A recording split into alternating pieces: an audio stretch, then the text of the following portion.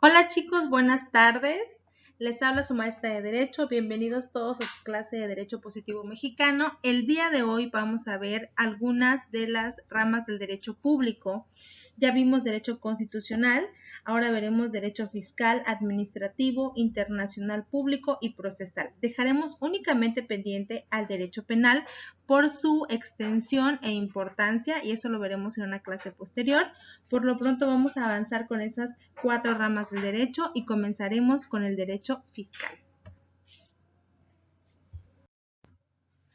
Para entender qué es lo que regula el derecho fiscal, tenemos que partir del siguiente análisis.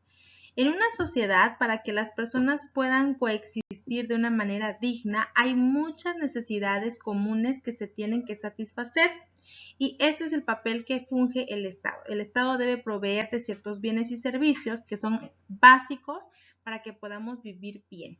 Dentro de ellos tenemos los siguientes ejemplos. En esta imagen vemos una escuela, por supuesto la educación, como lo dice el artículo 3º constitucional, es muy importante para nuestro país y el Estado debe proveer de la infraestructura y el personal para que esto pueda lograrse.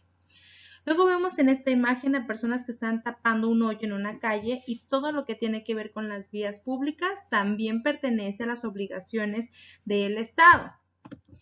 Algo que también es súper importante es todo lo relativo a la salud. El Estado debe proveernos de instituciones y personal médico que pueda cubrir esa necesidad de la población. Vemos otro ejemplo acá en donde están poniendo alumbrado público. El alumbrado público parece algo muy sencillo, pero es muy importante en todos lados y también pertenece a las obligaciones del Estado proveérnoslo. Vemos acá otro ejemplo. Vemos una instalación de drenaje público que aunque a lo mejor no lo valoramos en un primer momento, hay colonias que aún no lo tienen y lo necesitan. Y por supuesto que el Estado es el responsable de proveer y cumplir esta necesidad de la sociedad. Y por último vemos una imagen donde vemos unas chicas policía y esto representa a la seguridad pública. Y la seguridad pública también es una garantía que el Estado nos debe dar y pues es necesaria en todos lados. Entonces, todo esto que vemos en pantalla requiere de muchísimo presupuesto. Necesitamos dinero para construir escuelas, hospitales, para poner sistema de drenaje, de agua potable, también pues todo lo relativo a las vías públicas para que estén funcionantes, que puedan servir, que no tengan hoyos o debería, ¿no? Y también que tengamos alumbrado público, entre muchísimas otras cosas que el Estado tiene que proveer. Entonces la pregunta es, si el Estado tiene que dar dinero para todo esto, ¿de dónde saca tanto dinero para poder cumplirlo? Es justo ahí donde nace el derecho fiscal. Vamos a leer un concepto que tienen ustedes también en su cuadernillo de trabajo y es importante que sigan por favor la lectura y hagan lectura previa al video y cualquier duda que tengan ya saben que pueden hacérmela llegar y con mucho gusto voy a resolverlas cada una de ellas. El derecho fiscal lo pueden encontrar ustedes en la página 58 de su cuadernillo de trabajo. Ahí tienen este concepto que dice lo siguiente.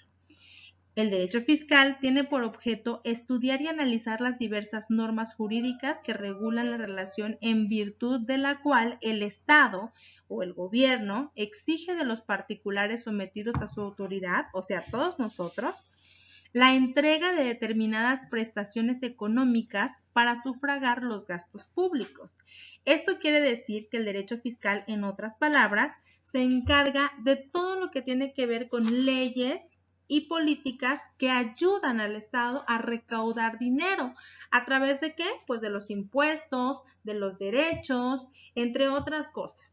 De tal manera que nosotros estamos aportando al dinero o al erario público, como se le conoce, desde el momento en que compramos un producto en la tiendita. Este ya tiene un impuesto agregado, de valor agregado, como dice sus siglas, que es el IVA. Y ahí pues ya estamos empezando a aportar. Pero no solo eso, cuando las personas quieren casarse tienen que pagar un impuesto o un derecho por ese matrimonio y ese dinero también va al erario público. Igual cuando algunos estudiantes, que sé que no es el caso de ustedes, pero algunos reprueban y se van a extraordinario, van y pagan a Hacienda cierta cantidad por el derecho de presentar el extraordinario. Y ese dinero también va a todo el tesoro del Estado. Entonces, el derecho fiscal no es más que la rama del derecho público que se encarga de todas las políticas y leyes que permiten al Estado recaudar dinero de todos nosotros que estamos sujetos a su potestad soberana. Todos nosotros como sociedad, de poquito en poquito vamos siempre a través del desarrollo de nuestra vida, de las transacciones que hacemos cuando compramos una casa, pagamos un impuesto, etcétera. Todo lo que nosotros aportamos se va directamente al erario público y así es como el Estado recauda dinero para poder funcionar y proveernos de los servicios básicos para que podamos vivir en armonía. Y en pocas palabras, de eso se encarga el derecho fiscal. El derecho fiscal entonces contempla, regula, plantea y formula todo lo relativo con las leyes, impuestos o derechos que tenemos que pagar para que el Estado pueda recaudar dinero para cumplir con todas sus funciones. Y así es como llegamos a la rama del derecho público que se llama derecho administrativo, que tiene una muy estrecha relación con la rama del derecho fiscal, que fue la que vimos en la diapositiva pasada. Entonces, ¿de qué se encarga el derecho administrativo y por qué está tan íntimamente relacionada con el derecho fiscal?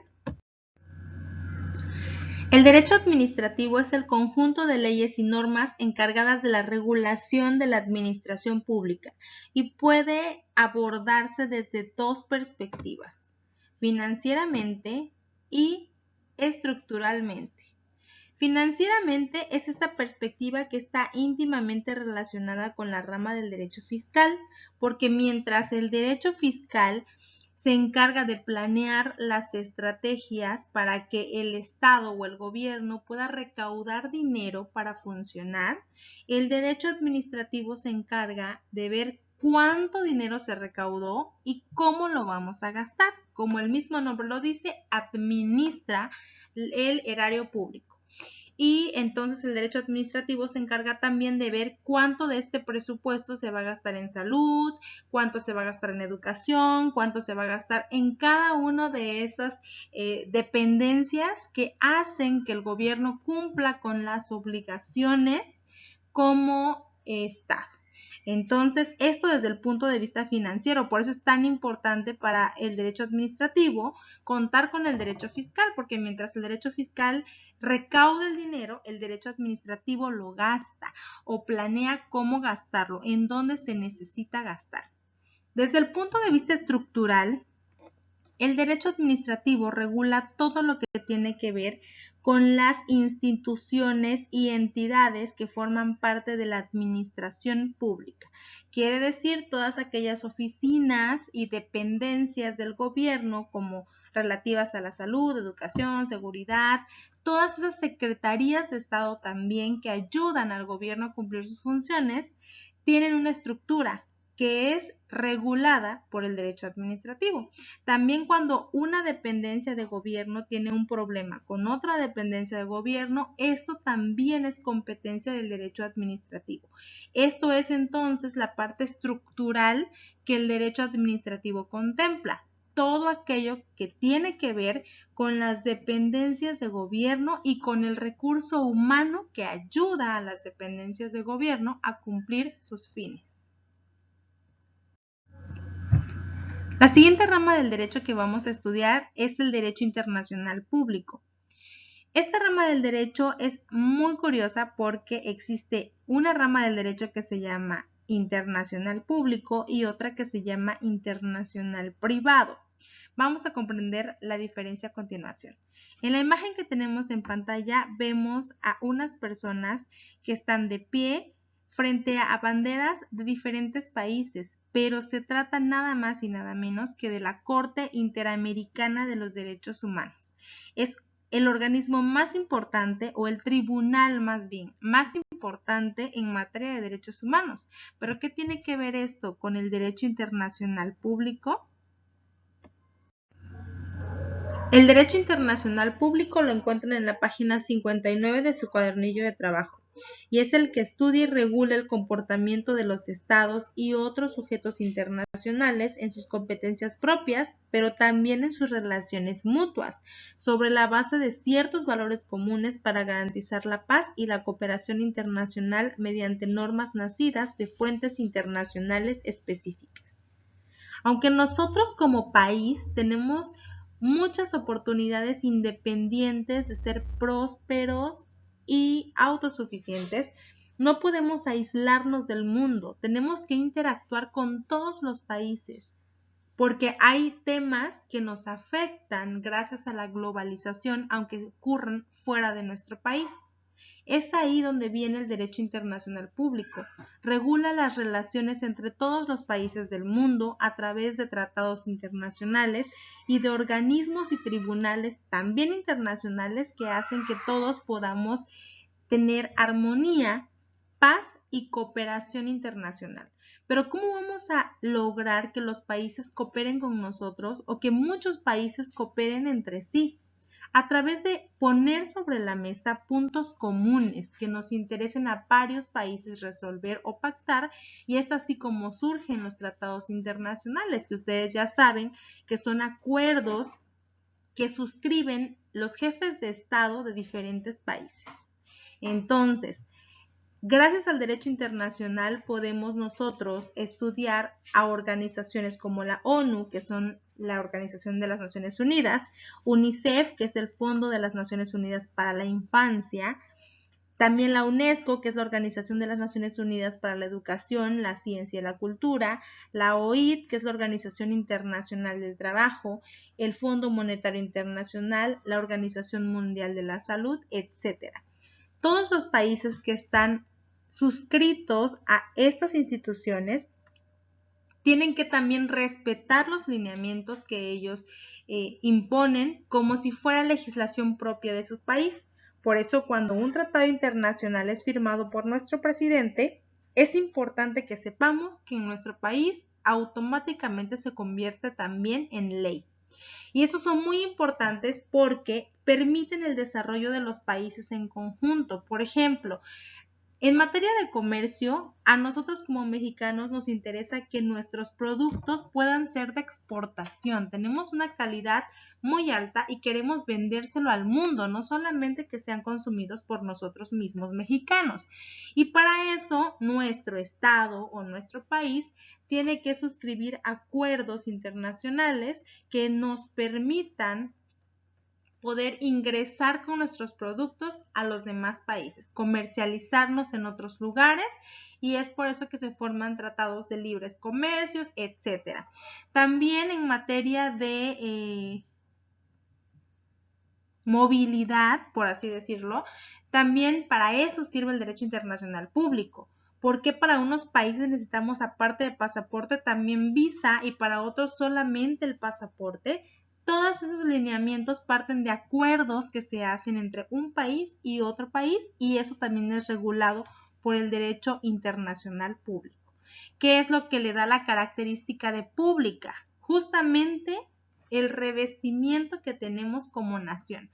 Por ejemplo, en la foto aparece Andrés Manuel López Obrador, pero no está como él mismo, como una persona particular, sino él está ante otro presidente revestido de la autoridad de presidente de la República. Entonces, por eso es derecho internacional público, porque él no está resolviendo conflictos personales, sino que va por una mejoría o por intereses que son comunes para toda nuestra nación.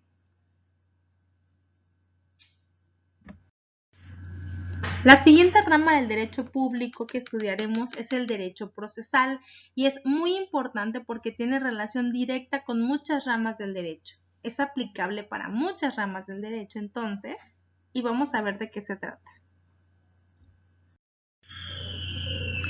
El derecho procesal es el conjunto de normas jurídicas que regulan los requisitos y los efectos del proceso. Más ampliamente, es aquella que rige la actuación de los órganos jurisdiccionales y de las partes en el seno del proceso con el fin de la aplicación del derecho sustantivo al caso concreto cuya resolución se solicita. Esto está en la página 60 de su cuadernillo de trabajo y es la última rama del derecho público que veremos el día de hoy. Entonces, el derecho procesal se encarga de ver cuáles son los pasos que se van a seguir cuando nosotros como sociedad llevamos un caso concreto o un problema para que un órgano jurisdiccional lo resuelva. Entonces, ahí es donde aparece el derecho procesal, marca las pautas de cómo tiene que ser este proceso. De hecho, algunos juristas no lo consideran como una rama independiente porque es aplicable a todas las ramas del derecho, pero por la complejidad e importancia de sus preceptos es muy importante contemplarla. Y entonces, ¿cómo es que puede ser aplicable para todas las ramas del derecho? Les voy a poner un ejemplo. Pero antes, analicemos la imagen que tenemos en pantalla. Vemos a un juez resolviendo un asunto o un problema de unas personas. Entonces, ¿cómo es que el juez sabe qué es lo que tiene que hacer? ¿Cómo las personas que intervienen saben que lo que se está haciendo es correcto y va a llevarlos a resolver ese asunto? Justamente porque las bases del derecho procesal han estipulado cuál es el camino a seguir en ese caso en específico. Y vamos a ver a continuación el ejemplo de cómo se aplica el derecho procesal en dos ramas únicamente, que son la rama penal y la rama civil. Empezamos con la rama civil. Acá vemos una legislación que es un conjunto de normas o leyes, en este caso son dos códigos que conjunta. Legislación civil del estado de Chiapas. Vemos que hay un código civil y vemos que hay un código de procedimientos civiles, que es lo que regula el derecho procesal. El código civil nos dice las bases del derecho civil o nos enuncia cuáles son los derechos civiles que nosotros podemos hacer válidos, pero no nos dice cómo. Un ejemplo práctico es, digamos, el divorcio, que es la disolución del vínculo matrimonial. El Código Civil nos dice que nosotros tenemos el derecho de divorciarnos en el momento que nosotros querramos. Sin embargo, es todo lo que menciona al respecto. No nos dice cómo es ese proceso o cómo es el camino que vamos a transitar para llegar a ese divorcio. Y para eso está el Código de Procedimientos Civiles.